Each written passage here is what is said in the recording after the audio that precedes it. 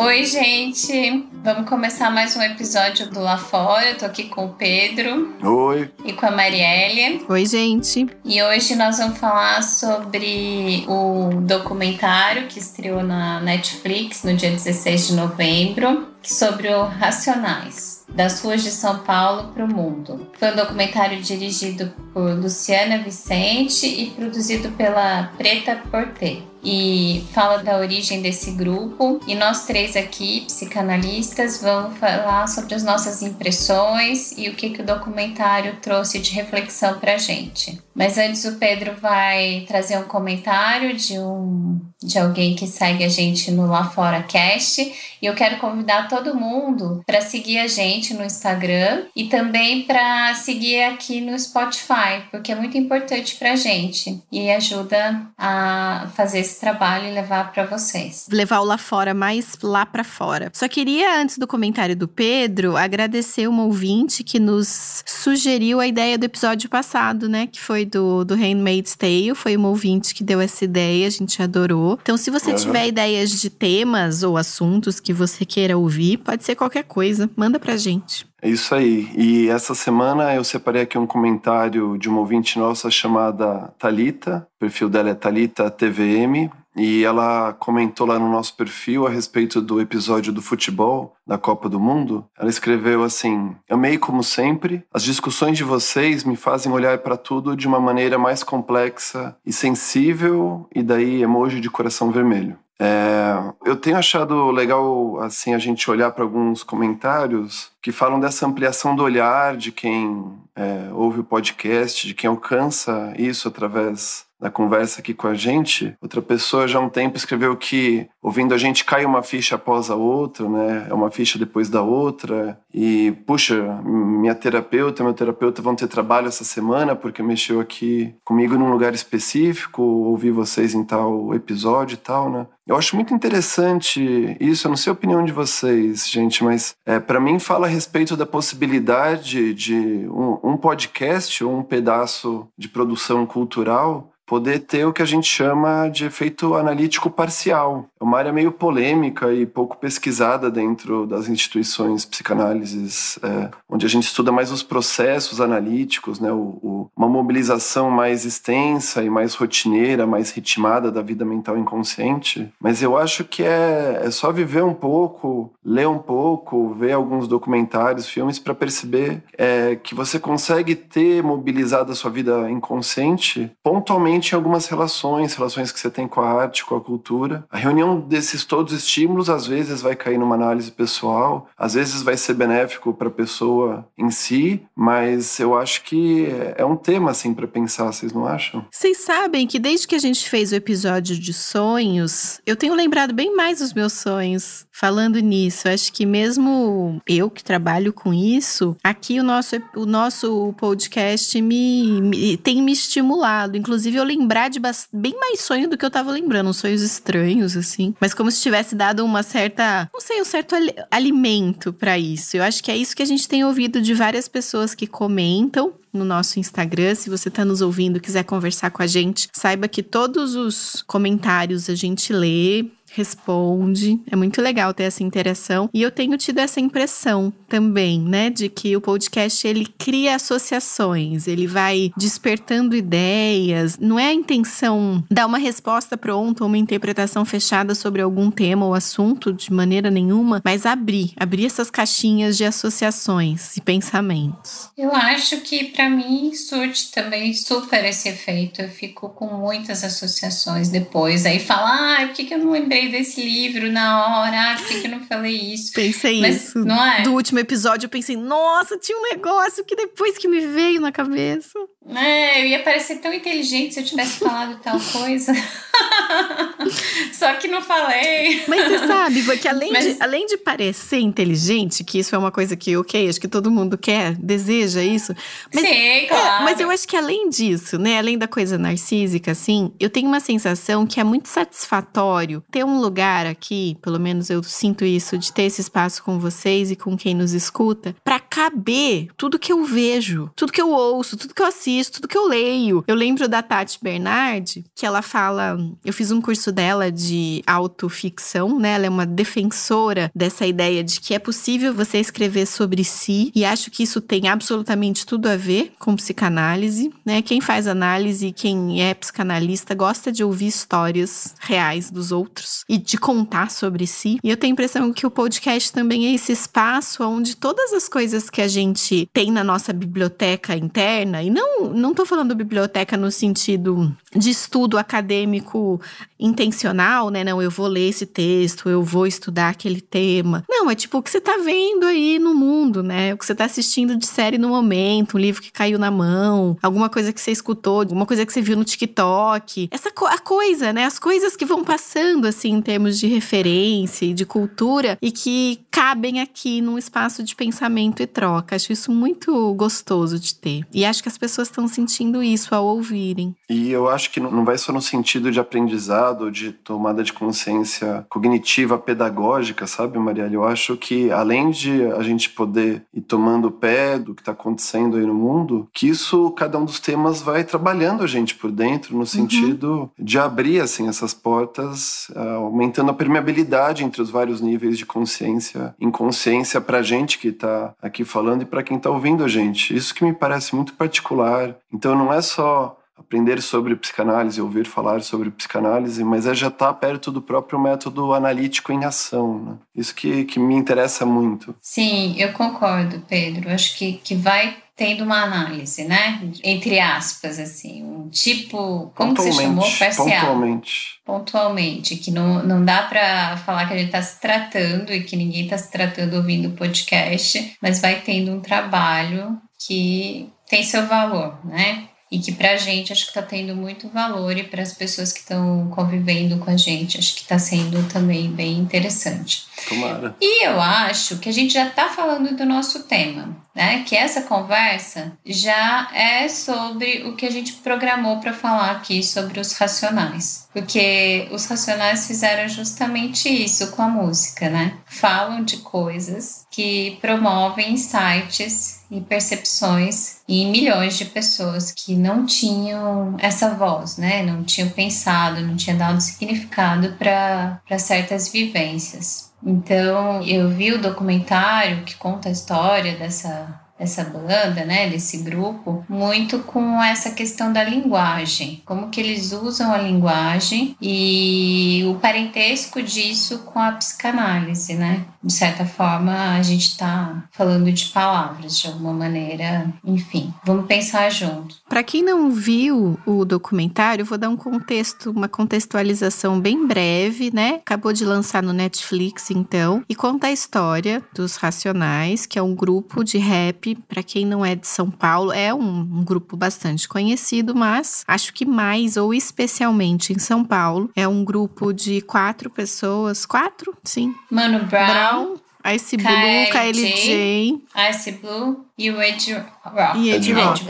São 4 homens negros da periferia de São Paulo que começaram o grupo em 88, foi isso? Não sei, acho que foi começo... 87, 88, isso, ele fala. Então, eles têm 30 anos, né, de grupo, e eles têm algumas características, como, por exemplo, nunca foram na Globo, né, nunca fizeram aparições como em programas de auditório, como quase todos os artistas brasileiros fazem em algum momento, né? Então eles conseguiram, aí vocês podem falar também um pouco, vou falar o que me chamou muita atenção do documentário, me chama muito a atenção eles estarem juntos até hoje, né? São 4 pessoas com 4 histórias diferentes, famílias e crises e etc., que estão juntos, trabalhando juntos há mais de 30 anos. Isso é muito incomum. Acho que em especial em histórias de artistas, onde tem vaidades próprias desse meio, né? E no documentário, uma coisa que me chamou a atenção, achei muito delicado a forma com que eles escolhem quase não falar da vida pessoal. Vocês perceberam isso, né? Quase não tem nada. Quem foi casado com quem, filhos, separação,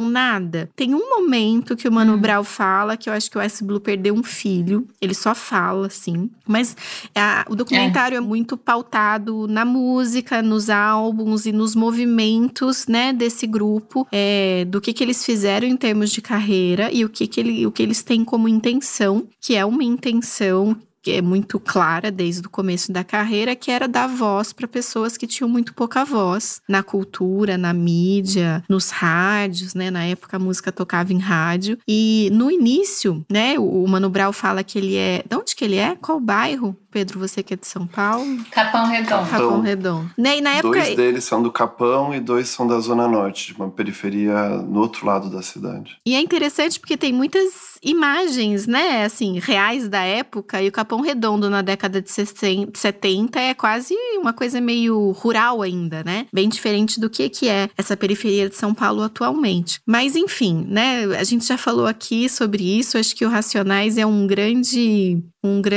história de 4 heróis que eram meninos negros, pobres da periferia, para quem não tinha nenhuma grande expectativa de vida, e eles fizeram alguma coisa da própria vida muito, muito fora do que era esperado em termos de família para eles, e ao mesmo tempo canalizaram uma mensagem e uma história. Aí cada um pode contar um pouquinho, né? O Sobrevivendo ao Inferno foi um álbum lançado em 97, me lembro muito bem, eu tinha esse CD, eu tinha 15 anos, e eu me lembro que me tocou muito, achava violento as letras, e achava muito impactante ter colocado isso em palavras, algo que de alguma forma, eu acho que independente da classe social onde você vive, se você é brasileiro, você mais ainda, eu acho que naquela época do que agora, vivia um país mais ainda desigual, né? De oportunidades muito desiguais. Pelo menos eu me lembro, quando eu era criança, uma pessoa de uma condição de vulnerabilidade era uma pessoa mais perto da miséria. Eu cresci, vocês também, vendo no Jornal Nacional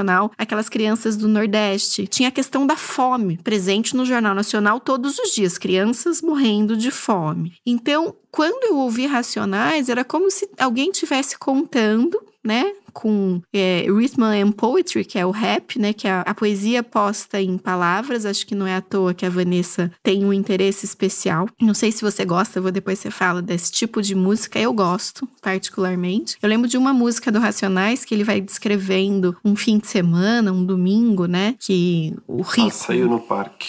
O rico tá lá lavando o carro e tem uma frase que ele fica repetindo em várias estrofes. Olha o pretinho olhando isso do lado de fora. Então, no muro, né? Ele fala do muro. Do rico lavando o carro, né? Do clube, lavando o carro com o pai. Tinha essa coisa da presença do pai, né? O Mano Brown fala bastante disso, dele não ter tido pai. E o documentário fala... falem vocês agora, o que tocou vocês. Pra mim, tocou muito essa questão deles terem saído de um lugar, porque o Mano Brown ele descreve um tanto do documentário no início, né? Do grupo, deles saindo do Capão Redondo e indo pro centro de São Paulo, quase como se fosse uma viagem para um outro país ou para um outro mundo. Muito bonito, né? Essa parte. Poético. Ele fala que ele se alimentava de luz, né? Ele usou essa expressão, eu até anotei, que ia com fome. Ele fazia uma viagem do Capão Redondo para o centro de São Paulo, uma viagem de 1h30, 1h45 que ele fazia para chegar até o centro de São Paulo, onde tinha algo que parecia muito importante para ele, que eram referências do movimento negro, da identidade do povo, como ele sentia o povo dele. Então ele falava, a gente passava fome, mas eu me alimentava de luzes. E ele fala que ia ver os cabeleireiros, né?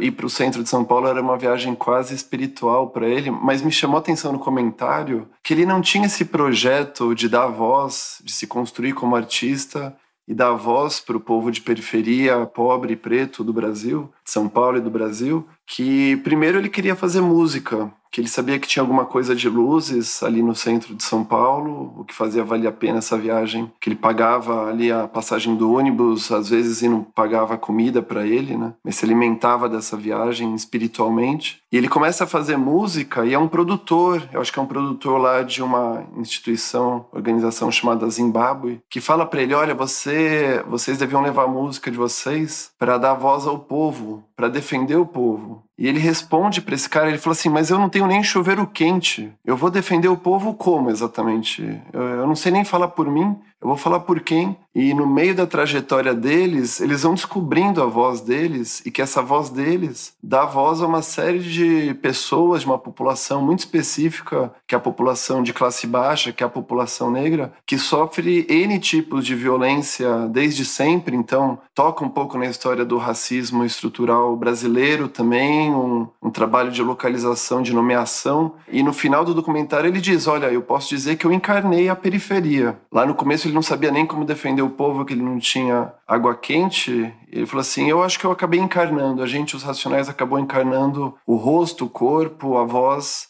da periferia e dos negros. E daí tem um rapper convidado também que chama Dexter, que é alguém influenciado pelos Racionais, que ele fala, mano, quando saiu o CD tal dos Racionais, se eu ouvia... Deixa eu pegar aqui a citação que eu até escrevi, que eu achei tão bom o jeito que ele falou. O Dexter falou assim, quando a gente começou a ouvir os Racionais, o preto ficou muito nervoso, ele diz. Foi um despertar. Então ele começa a lutar assim, por essa nomeação das violências, né, que sofre o preto, segundo Dexter. E isso começou a deixar as pessoas com muito ódio, né, com muita raiva de perceber a sua condição de exclusão, de violência, mas começou a trabalhar a autoestima da população também excluída. Começou a dar um lugar de pertencimento e possibilidade de afirmação de uma identidade, né. E isso tocou muita gente. Impressionante como os Racionais tocaram muita gente. Eu fui ver uma entrevista também da Djamila Ribeiro, que é uma das grandes vozes hoje em dia, né, do movimento antirracista. Ela tem um livro muito interessante que chama Pequeno Manual Antirracista. É um dos grandes livros dos últimos tempos que saíram, foi premiado em várias instâncias, de várias maneiras. Mas ela diz, eu me formei, eu sou quem eu sou por ouvir Racionais. Ela diz, eu tentava dar aula de filosofia para os meus alunos na periferia de ensino médio. Não tinha entrada para falar dos grandes autores. Era uma sala lotada, cheia de pessoa que ia para a escola, às vezes... Os grandes autores europeus brancos, né? Os grandes autores brancos, ela falou, tinha gente que ia para a escola para comer, tinha gente que ia para a escola só para não ficar perto do crime, do tráfico. E a primeira coisa que começou a tocar os alunos dela foi ela escrever uma das letras do Racionais, que é O Homem na Estrada. Depois a gente podia pensar nessa música um pouco também. Através dessa música que ela se descobriu professora de filosofia também,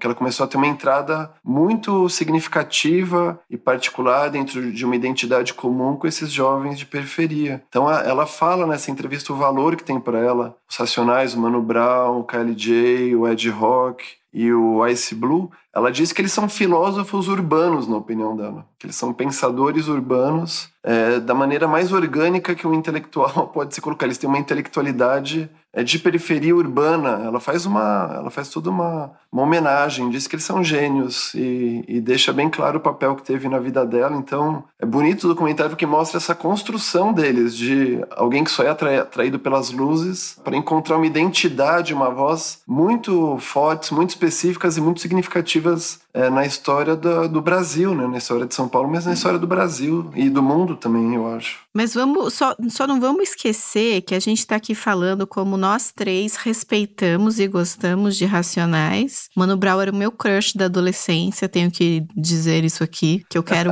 meu desejo em fazer esse podcast é conhecer o Mano Brown. Mas, e até assim, o podcast dele, né, quem sabe ele não te convida. Ai, Mano Brown convida, mano a mano. Mas enfim, a gente tá aqui falando, né, como a gente gosta, mas a gente não pode esquecer que essa é uma visão principalmente de uma classe mais intelectualizada, né? Pensando aqui nas eleições que acabaram de acontecer, eu tava lá num grupo de primos, né, bolsonaristas, que consideram Racionais e Mano Brown música de bandido. Essa é a ideia. Né? Então não vamos esquecer também que existe um grande preconceito, né, em relação a essas pessoas que dão voz e, na minha visão, exatamente o contrário. Né? O rap, pelo menos eles dizem isso, o como salvou eles do mundo do crime e o como que essa música dá voz e dá oportunidade e traz consciência para pessoas que, em muitas vezes, uma das únicas opções é a entrada no crime. Mas tem pessoas que vêm dessa outra maneira, né? De uma forma bastante preconceituosa, exatamente porque fala sobre uma realidade. Só tô tentando colocar aqui, lembrar que, inclusive, é uma música que tem muita gente que não gosta, gosta. Por mais que respeite, tem gente também que não gosta, porque é violento, é pesado, tanto em termos de sonoridade, né? Quanto em termos do que ele tá contando nessa música. Eu ouço tudo isso de um outro lugar, sabe? Pra ser sincera, assisti 2 vezes o documentário pra gente discutir e eu passo mal, fisicamente.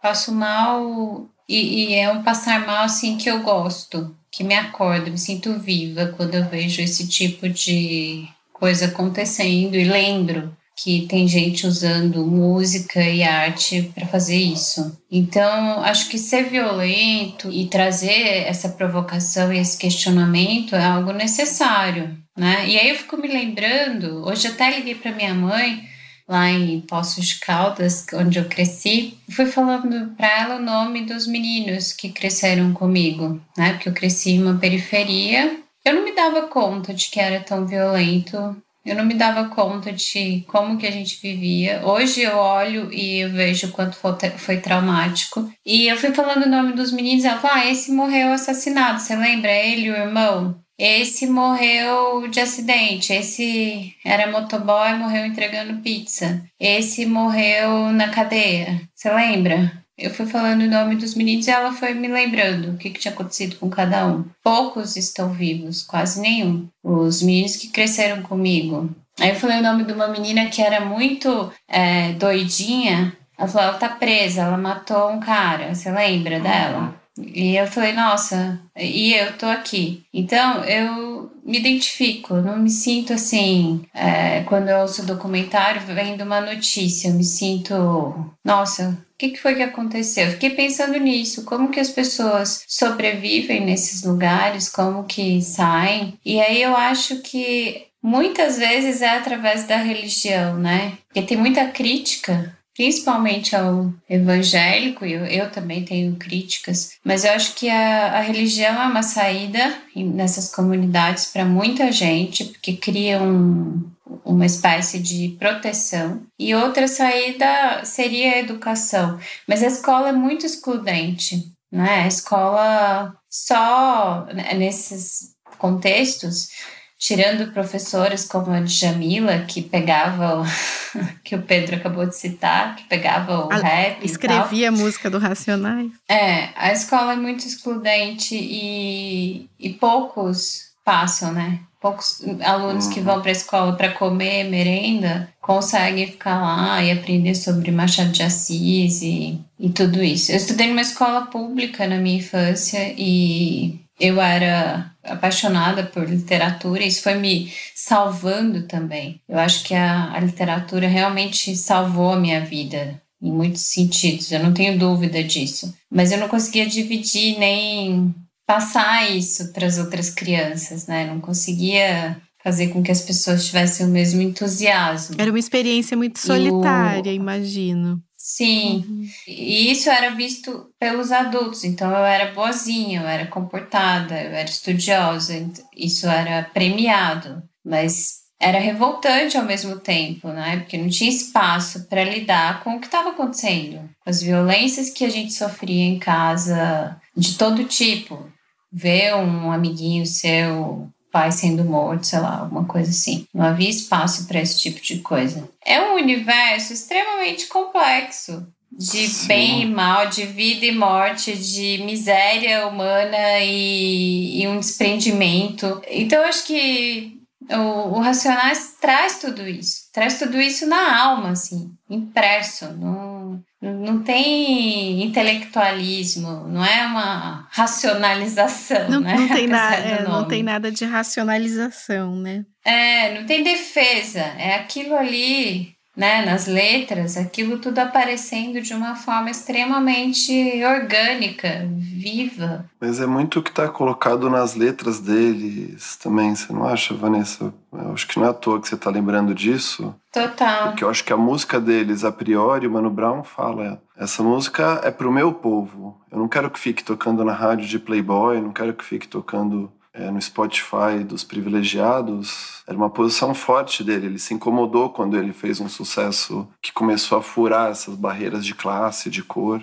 Mas se você, do lado de cá, onde a gente está, como brancos, da nossa condição social atual, a Vanessa já conheceu a periferia de um outro lugar, né, Vanessa? Acho que é isso que você está dizendo. Mas você, já tendo vivido diretamente ou não, é uma letra que incomoda porque ela vai te puxando a dar um testemunho muito contundente do que existe lá fora. E o que existe lá fora são coisas muito graves. São violências, assim, às vezes inimagináveis, que a letra te traz de uma maneira bastante crua, sem maquiagem, para ter justamente esse efeito de despertar, na minha opinião. Tem uma realidade colocada de uma maneira, assim, sem nenhum tipo de tratamento, tem uma hiperrealidade, né, que chega pela música dos Racionais. Essa que você lembrou agora há pouco, Marielle, eu acho muito, muito bonita nesse sentido, ela é pesada. Eu acho difícil ouvir Racionais. Eu consigo ouvir uma música e fico com ela um tempo.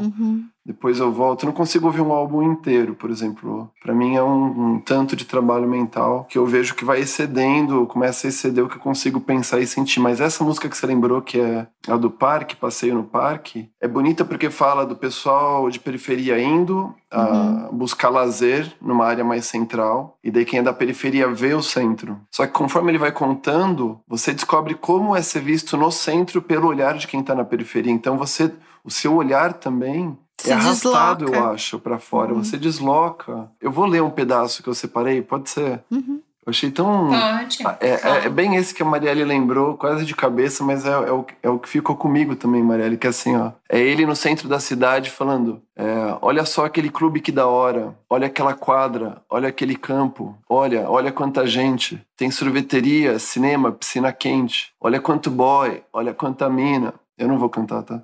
Afoga essa vaca dentro da piscina. Tem corrida de kart, dá pra ver. É igualzinho ao que eu vi ontem na TV. Olha só aquele clube que da hora. Olha o pretinho, vendo tudo do lado de fora. Nem se lembra do dinheiro que tem que levar. Do seu pai bem louco gritando dentro do bar. Nem se lembra de ontem, de hoje e o futuro. Ele apenas sonha através do muro.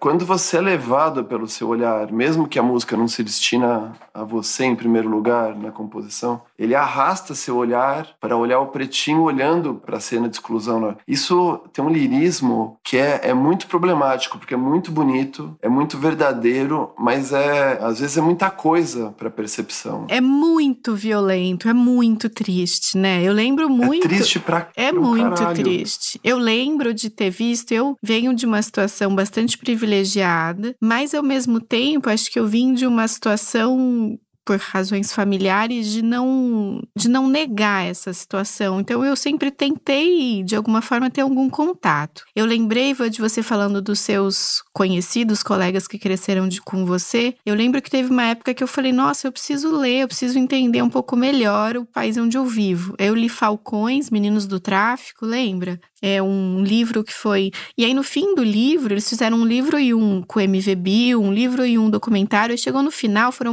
alguns anos, assim, de entrevistas. E no final, todos os que tinham sido entrevistados estavam mortos. Era um período, assim, de alguns anos. E eu acho que você pode, se você não faz parte dessa realidade mais vulnerável, mais pobre, né, que fica do lado de fora, olhando tudo do lado de fora, você pode fazer um esforço de negar que isso existe. Mas eu acho que o Racionais, ele vem vindo há muitos anos, é muito forte essa missão, né, que de alguma forma eles se incumbiram, que é de denunciar e continuar denunciando, que você pode negar o quanto for, a guerra tá posta, né? O Brasil vive uma guerra. Porque por mais que você seja uma pessoa branca, rica e privilegiada, o esforço e o gasto, não tô falando só de dinheiro, mas em todos os sentidos, de você manter isso do lado de fora, você manter o pretinho olhando tudo do lado de fora, é muito alto, né? Condomínio, segurança, medo, né? A gente vive no Brasil uma situação de muito medo o tempo todo mundo, né? Eu acho que isso,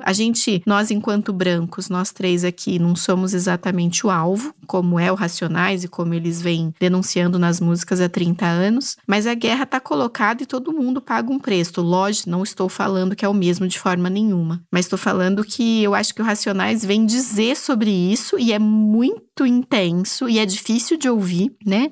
Eu acho que é difícil de ouvir, não sei se pra todo mundo, acho que mais difícil pra quem tá dentro do clube, olhando pro pretinho do lado de fora. Eu acho que as pessoas que o Mano Brown fala, eu falo pro meu povo, como você tava dizendo antes, Pedro, da gente começar, achei muito interessante que você falou que ouviu a Djamila falando que o Racionais organiza o ódio, né? Eu achei isso muito potente, porque eu não vou falar isso de um lugar de quem sabe, porque nunca estudei muito isso, mas a minha impressão é que a luta das questões raciais no Brasil, ela é muito diferente do que aconteceu nos Estados Unidos, né? Por exemplo, os Estados Unidos tinha uma segregação racial por lei, os negros não podiam entrar, não podiam sentar no ônibus, não podiam entrar na escola, etc e tal. Isso, de alguma forma, criou uma consistência, uma consciência, um movimento bastante organizado de muito tempo. E no Brasil, com essa fantasia do povo cordial, da miscigenação, né? De que somos todos meio misturados e que continua, né? Tá aí o governo Bolsonaro recentemente repetiu um monte de vezes. Não existe racismo no Brasil, né? Ainda tem essa ideia de que vivemos todos em paz e harmonia, né? Só a realidade que não concorda com isso, pela quantidade, o número de pessoas pretas mortas pela polícia. É uma guerra. É uma guerra. Mesmo, como você disse.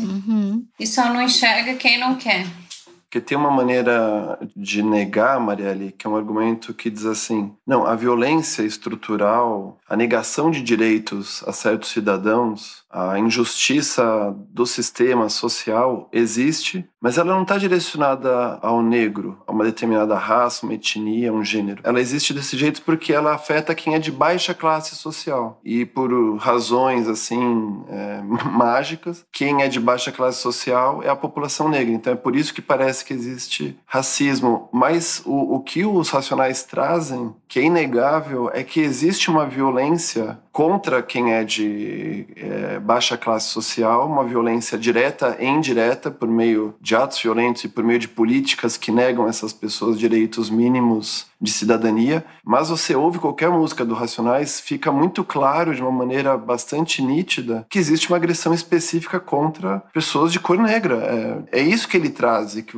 é difícil você não ver depois que você escuta qualquer música que ele coloca, né? Que o branco pobre ainda tem algum privilégio, né? Por ser branco. De um lado e por outro, uma série de tormentos por ser pobre, mas que existe uma sobreposição de violências e de exclusões conforme você vai se sintonizando com determinada categoria, com determinado grupo. E isso ele faz questão de colocar o tempo todo a agressividade específica da polícia contra negros, a exclusão de políticas sociais específicas contra negros. Isso que você falou do mito da harmonia racial é a maneira que a Djamila abre esse livro dela, que eu tinha mencionado agora há pouco. Ela fala: o primeiro passo para todo mundo, de qualquer raça, gênero, categoria que for, é tomar pé desse nosso preconceito brasileiro de nós somos um país que tem um preconceito de não ter preconceitos. A gente acredita que nós não temos o preconceito porque não tomamos ações diretas contra nenhum grupo de pessoa. Mas ela diz, isso existe como uma estrutura, como uma série de forças inconscientes, latentes, que ficam operando a todo tempo, né? A todo instante. Ela dá um exemplo no livro dela que é muito tocante também, que na casa dela, ela se sentia absolutamente normal, amada e amava os seus parentes,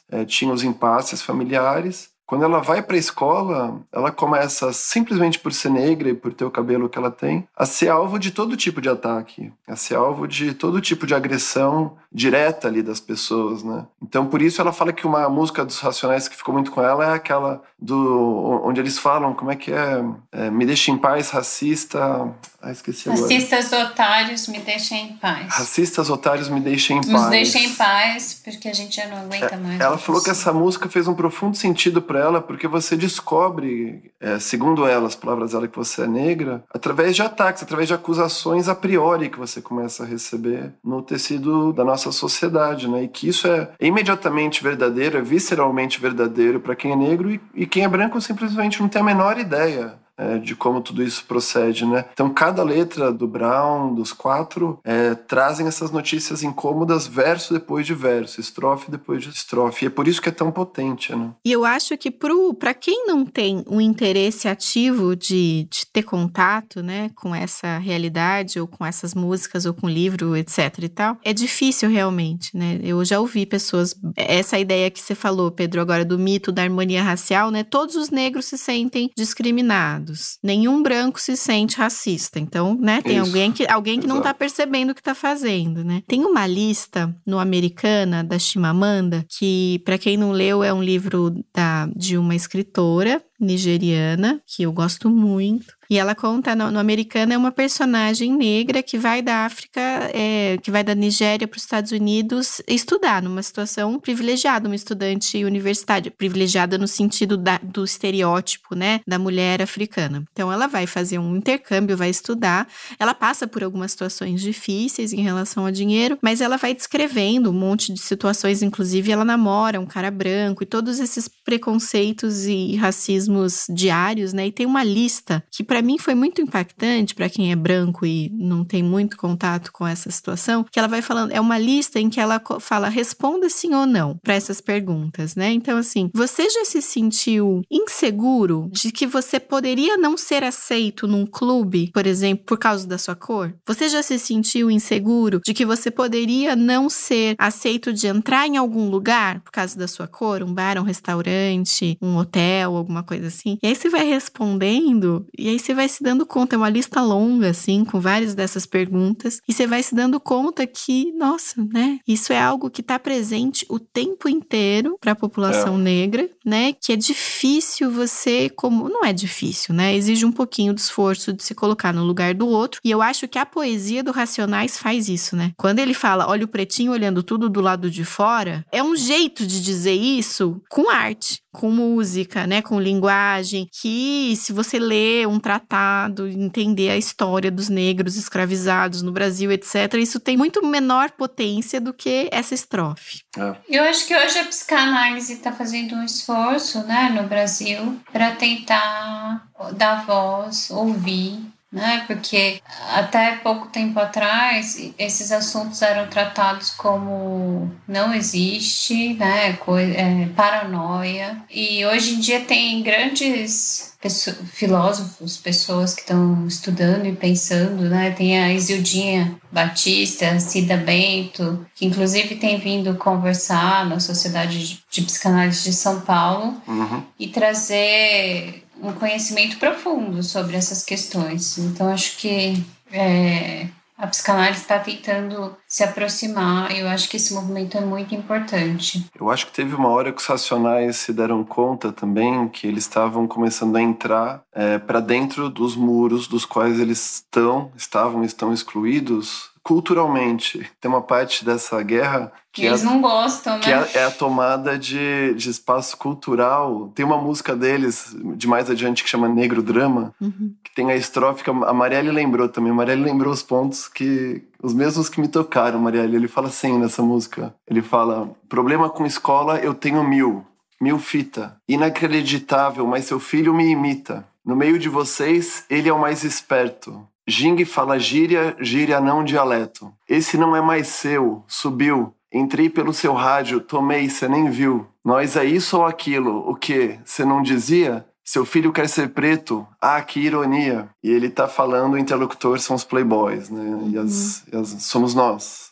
Então ele fala dessa entrada, né? Da luta para a possibilidade da gente ser tomado por isso também. Tem uma entrada estética, né? Como você tava falando, Pedro, no começo, né? O Mano Brown, ele vai descrevendo assim, a ida pro centro de São Paulo era ir pra ver as roupas, o tênis, o jeito que as pessoas dançavam, ir no cabeleireiro e ver como é que era o corte de cabelo. Tem toda uma entrada estética, e o Mano Brown é um cara, eu acho ele muito bonito, mas não é só um bonito, porque mas tem toda uma estética, né, do negro, que eu acho que foi no início muito imitada, do negro norte-americano, mas que o branco imita, né, no sentido da malandragem, de um cara que é descolado. Todo o esporte, a gente fez o episódio, né, sobre a Copa, toda a estética do esporte é muito permeada pela estética negra, até porque muitos dos atletas são negros, né, e aí tem essa inversão, né, da brincadeira do playboy que quer ter essa estética, que é a estética do rapper.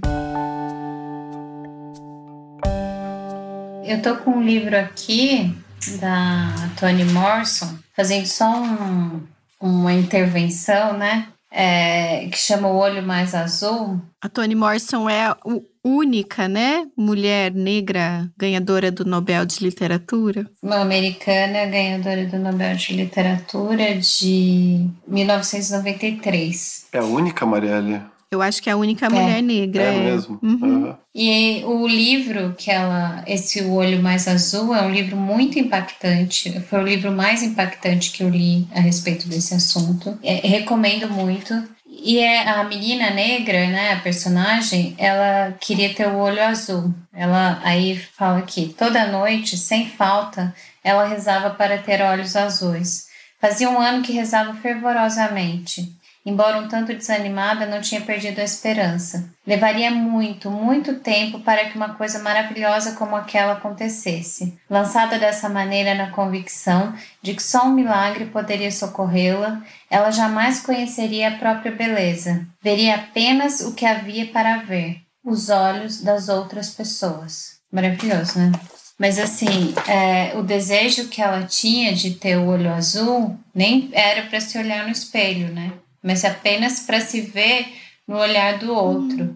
Como o outro vai olhar para ela tendo olhos azuis. Como as pessoas iriam admirar a beleza dela, né? Então, é da década de 40 a história, se passa na década de 40, né? O clima é esse. E hoje em dia, uma pessoa negra poder ter esse olhar de admiração e ser vista dessa maneira, eu acho que é uma virada muito fundamental, não é? Isso que vocês estão falando. Eu acho que o Racionais trouxe isso, né? Uma experiência de beleza, de identidade. Você sabe que eu não li esse livro porque eu tinha esse medo, que eu imaginei que seria exatamente isso. Eu acho isso de uma tristeza tão profunda que eu falei, não vou ler. O livro é terrível, terrível.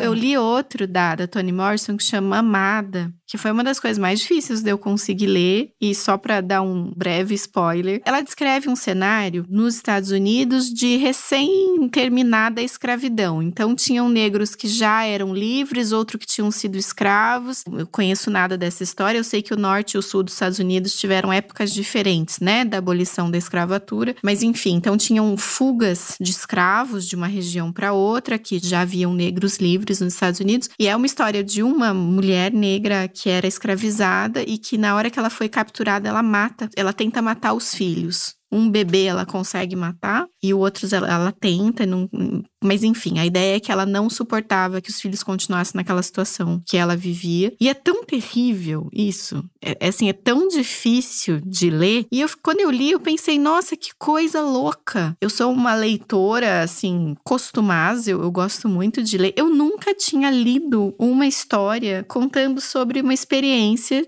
de tantas pessoas desse momento da história, porque imagina o tanto de gente que passou, né, tanto nos Estados Unidos como no Brasil, América Latina toda, que teve escravos negros, né, por esse momento de transição e como que essas pessoas eram vistas na sociedade e tal. Eu lembro que, agora eu me afastei um pouco dessa angústia, mas eu tenho gêmeos, meus filhos saíram muito loiros, e quando eu tive eles dois, e eu me senti muito sensibilizada com as mães de meninos negros, né? Que falam, que ensinam desde criança aos filhos não correrem, não levarem mochila, não usarem capuz. E eu via, assim, isso dos olhos das pessoas, né? Tive gêmeos, às vezes eles saíam sem roupa direito, sem sapato, não eram crianças muito arrumadinhas. E eu via como as pessoas olhavam para eles com um olhar tão benevolente. Ai, que bonitinho, né? Uhum. E imagino se eles fossem crianças negras, né? Como seria diferente. Eu me senti muito tocada por essa dor das mães. Quando eu tive 2 filhos meninos, imaginar o que deve ser para mães de meninos pretos. Esse medo,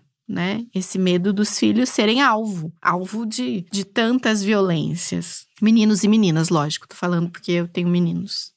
Sempre que eu penso nessa ideia das violências estruturais, eu fico me pesquisando, assim, me deixa inquieto. Acho que eu falei disso num outro episódio sobre machismo estrutural, né? Mas racismo estrutural, por exemplo, para mim é muito claro. Se eu tô andando à noite num lugar que parece perigoso, o escuro, onde eu tô um pouco mais desamparado, desprotegido, se eu cruzo com uma pessoa branca, não é o mesmo sentimento de cruzar com uma pessoa negra. Com todo tipo de esforço que eu acho que eu faço para pensar sobre isso, para estudar, para me pôr em crise, me questionar, tentar evoluir como pessoa, como cidadão, etc. Isso acontece muitas vezes num plano intelectual, racional, mas o sentimento não é exatamente igual. Eu acho que é nesse tipo de ação, de autopesquisa, de autoobservação que a gente tem que travar um tanto dessa batalha. É o efeito da palavra do Brown e dos Racionais sobre mim, ou de Djamila. Acho que do nosso lugar, pelo menos de brancos, né, de branquitude, o que é solicitado da gente é um pouco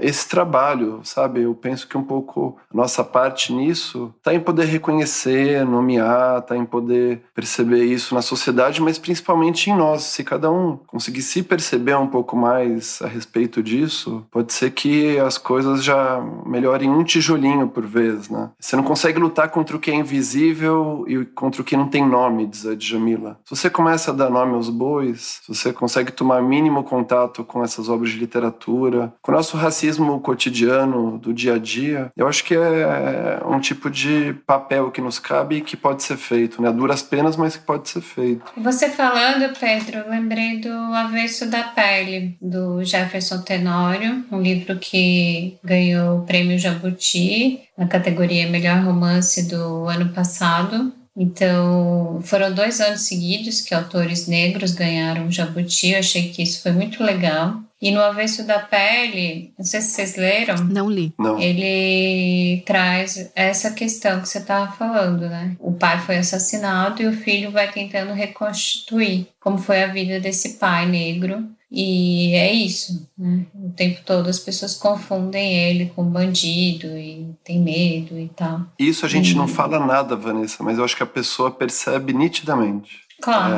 Claro. Esse recuo extra que a cor provoca, eu acho que a gente pode se manter bastante inconsciente disso se a gente quiser, mas a pessoa que é alvo desse tipo de tratamento deve perceber isso em 2 milissegundos, assim, na minha opinião. Uhum. E o tempo todo também, né? Então, e a gente vive isso, né, o tempo todo e o que fazer com isso? Como ir dando conta? No Avesso da Pele, ele é muito crítico com a psicanálise, né? O personagem vai fazer análise e ele é só mais violência que ele recebe.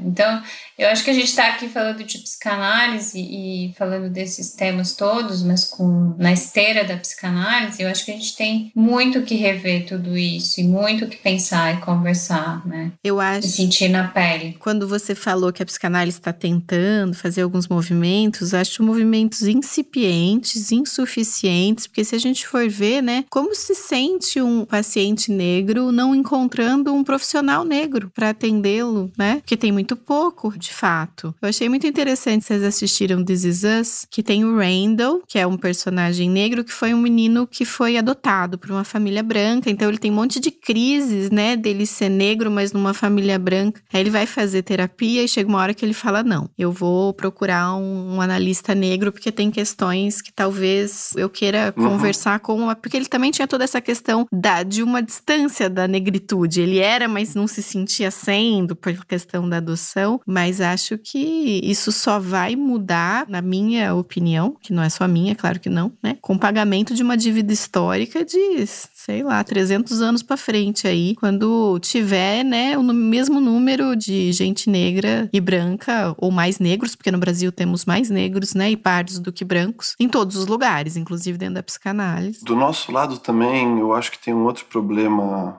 quase clínico, do nosso lado dos playboys, né, dos privilegiados, e também talvez algo que toque a classe intelectual maior, não só de psicanalistas, mas aqueles que se detêm a pensar sobre o mundo, sobre as coisas. Eu já vi algumas vezes reuniões clínicas ou científicas tratando do tema da miséria, então se recebe pessoas que trabalham na periferia e conta-se casos de pessoas que vivem em situações limite, situações insustentáveis, pessoas que têm uma vida de cidadão de segunda classe, ou quase à beira de não ser reconhecido como o rosto de um cidadão, né, perante o Estado, a sociedade. Eu já vi mais de uma vez algum tipo de prazer enorme, de um gozo enorme de pessoas da nossa classe de se pôr em posição de testemunha meio voyeurista da situação, de quem está do lado de lá, de quem está em situação de miséria, de quem está em situação de risco, de pobreza. Tem aquele texto do Freud... Você está falando do analista que está atendendo esse paciente, Pedro, é isso? Da gente em reunião clínica, nossa turma de psicanalistas ou nossa classe assim, de intelectuais, quando se detém sobre o poder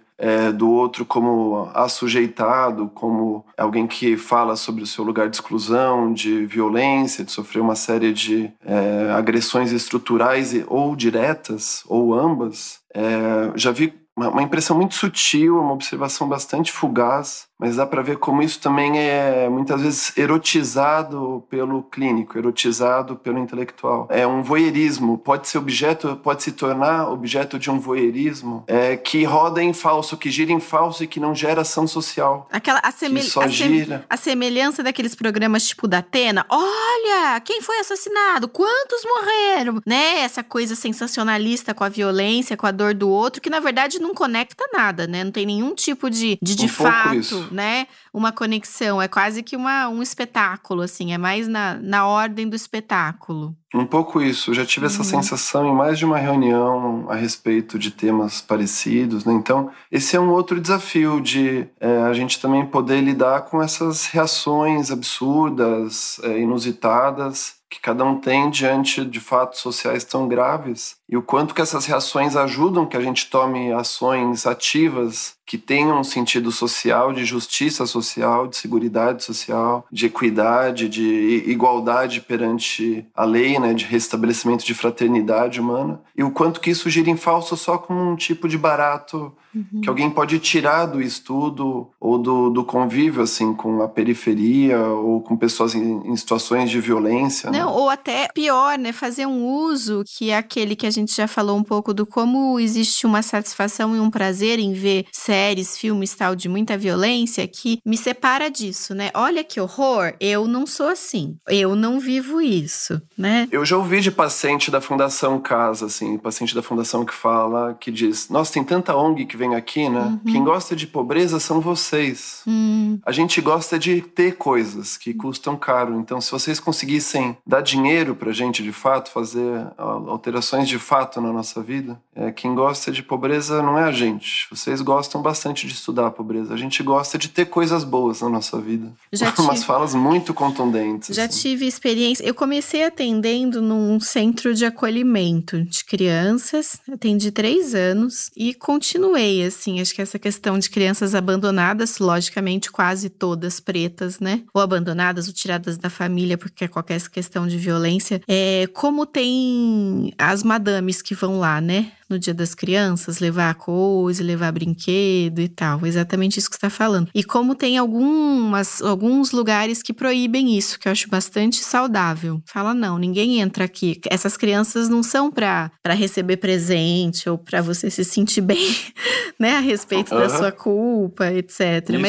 Mas é um lugar delicado, né? Eu fiquei pensando que a gente, né? A Vã deu a ideia de a gente falar do Racionais, e eu acho que tem a questão da palavra, né? Que de alguma forma salva, ou pelo menos que dá sentido à palavra como poesia cantada da música, do rap, e a psicanálise como palavra, que a gente conta a nossa história também. São settings diferentes, mas a gente, tanto o Racionais quanto a gente acredita na potência da palavra e da contação da história. Mas eu fico pensando também o delicado que é esse tema em falar de racismo, né? E como as pessoas têm um receio, porque podem ser atacadas, às vezes com muita razão. E eu só queria fazer uma justificativa aqui, que eu acho que nenhum de nós tem aqui um lugar de fala no sentido de sofrer o racismo, né? Pelo menos no sentido de não sermos negros, mas eu concordo muito, eu gosto muito do que eu tinha esquecido o nome dele no episódio passado, é o Laurentino Gomes, né? Que lançou alguns livros nos últimos anos contando sobre a escravidão, e que ele fala que a questão do racial não é um problema dos negros no Brasil, é um problema do Brasil. E um outro autor que eu acho que ajuda a pensar isso de um jeito bem incômodo e muito importante é o Gessé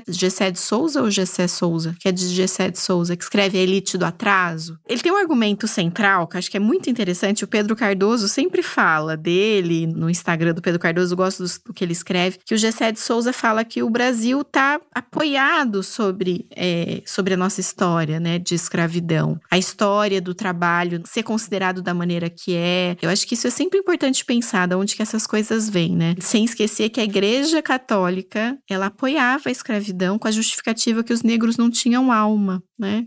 A semelhança dos animais. Bom, gente, não tive energia para interromper vocês muito, nem para falar as coisas que eu estava planejando para esse episódio que eu sugeri. E também não quis fazer esse episódio para ficar mais confortável, nem para deixar ninguém mais confortável. Eu acho que é um problema de todos nós e todos nós vamos ter que ir dando conta disso.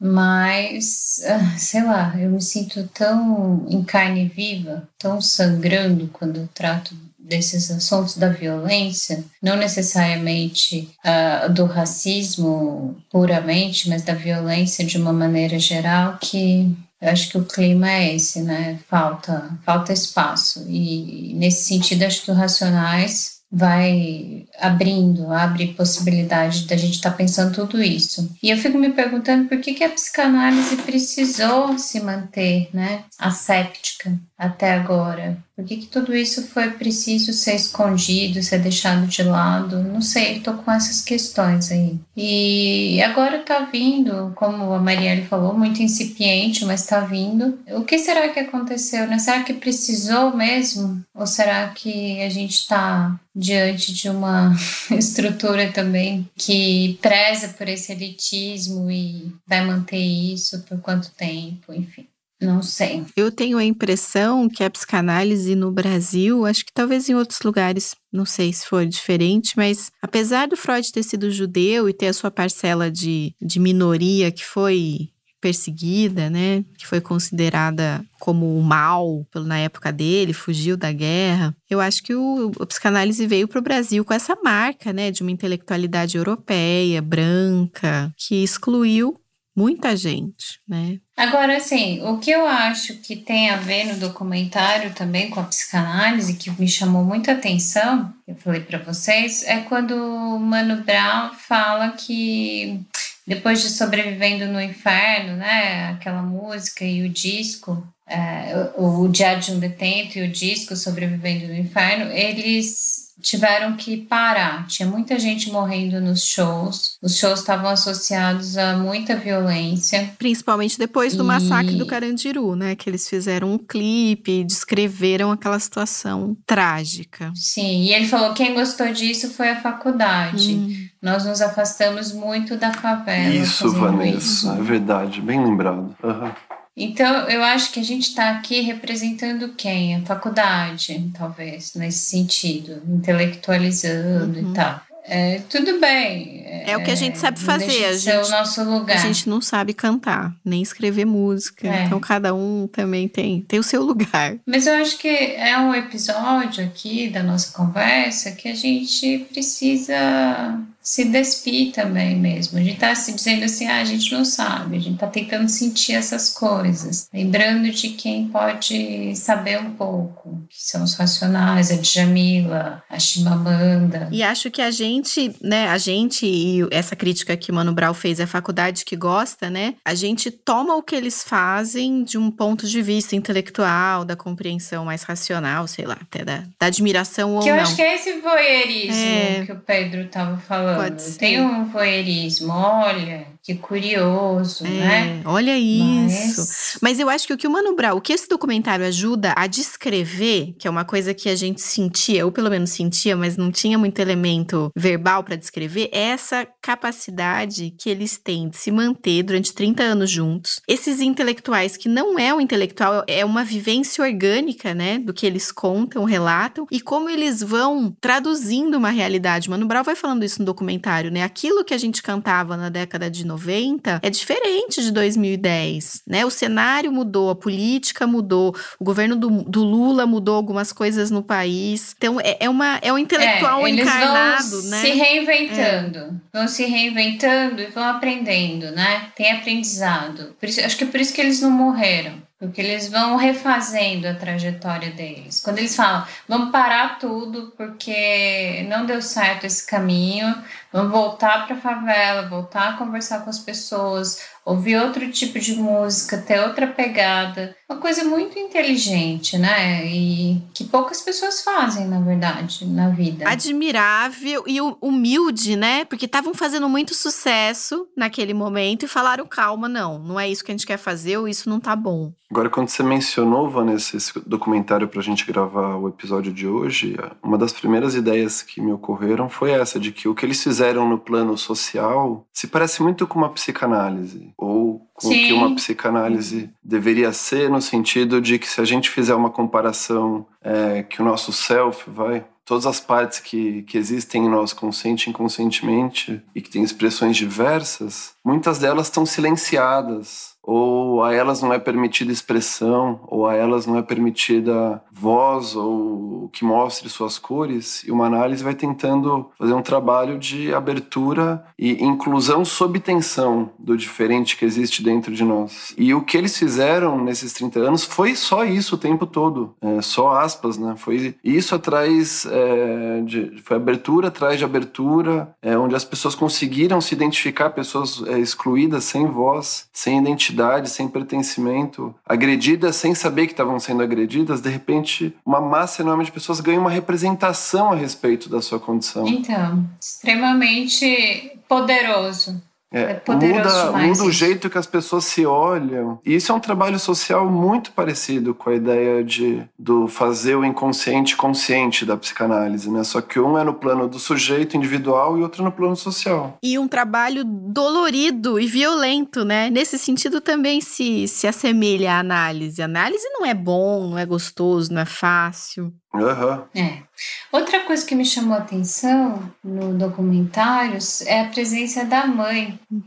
A presença da mulher como mãe, né? É uma coisa assim bem potente. A mãe do Mano Brown, as cenas que mostra o apoio e uma das produtoras dessas mulheres aos filhos. É a ex-esposa dele, né? Uma das produtoras, uma mulher bem bonita, que fala. Mariana?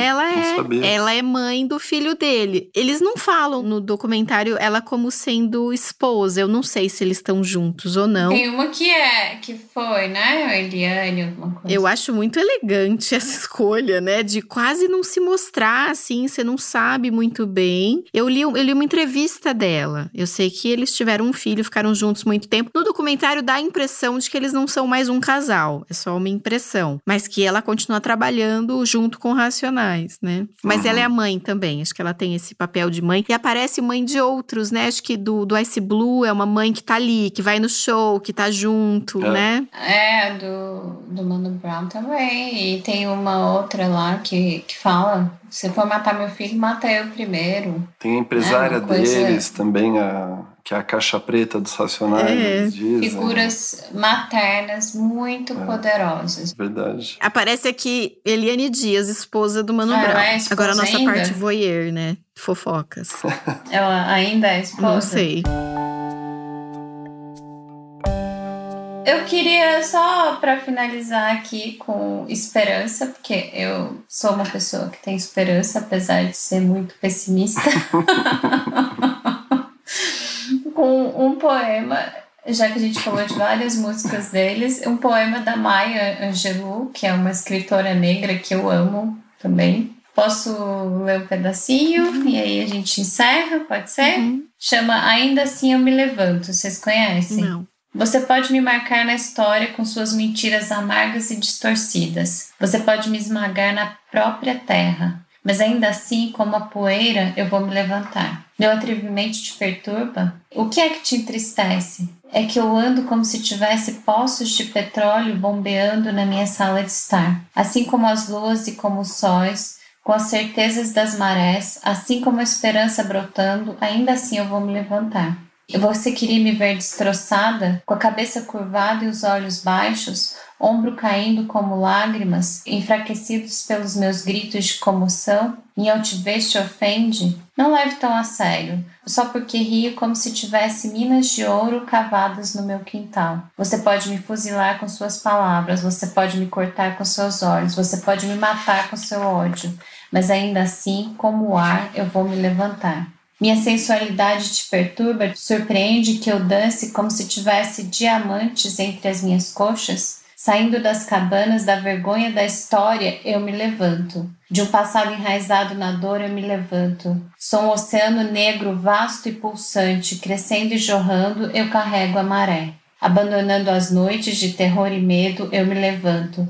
Para um amanhecer maravilhosamente claro, eu me levanto. Trazendo as dádivas que os meus ancestrais me deram, eu sou o sonho e a esperança dos escravos. Eu me levanto, eu me levanto, eu me levanto.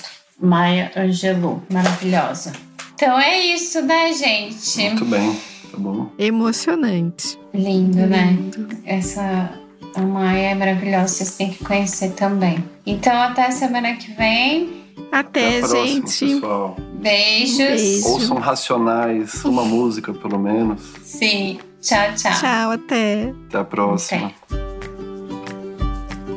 Nossa, que lindo isso. Você sabe que eu tenho visto, né, algumas coisas desses movimentos negros, das pessoas falando, né, nós somos os que sobreviveram. Isso dá uma força, né? Pensar os negros que sobreviveram a tudo.